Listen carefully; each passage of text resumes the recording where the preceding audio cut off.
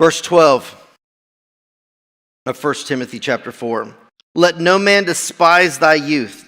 Let no man ridicule, disdain, or to think little of you because of your age. Now, Paul was writing this to Timothy due to his young age and lack of experience. Lord, I'm going to take a little liberty with a scripture, and I hope that's okay. I think really it should have read, let nobody despise thy age.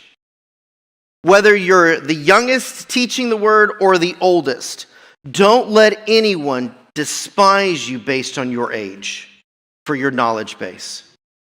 Not your age, your status, where you come from, the place of your journey, or whatever that. Let no one despise thy youth. Let no one despise thy age. There are things, Pastor Don, and we've talked plenty of times about starting this year, those meetings to where us younger folks get to sit and listen to the older generation share all the little nuggets of truth that you guys have that we didn't get from our great-grandparents. One of the things I miss the most is that I didn't get the opportunity to sit in front of my great-grandmother who was born in 1901. She died at 89 years old in 1988. I did not get to sit down and listen to what history looked like.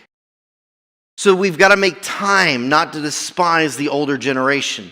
All the youngins that are listening, whether you're watching, you're in the room, or whatever you consider yourself a youngin, that move out there to disgrace the older generation and not give them the time of day and not give them place of honor and understanding is a false doctrine.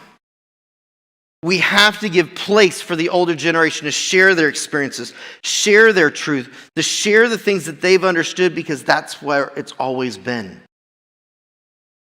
To understand what Mom went through in her younger years, to hear Dale's stories of where God brought him through, to understand from Walter and Ann their histories and their stories. There's an importance in that. Do not despise. Let no man despise your age. If I can tweak that just a little bit, Lord, this morning. But be thou an example of believers. So no matter what age you are, no matter what place you are in your growth or your movement, let no one despise your age, your youth, your thing, but be an example of the believers. That word example means to imitate. Now, that scared me a little bit.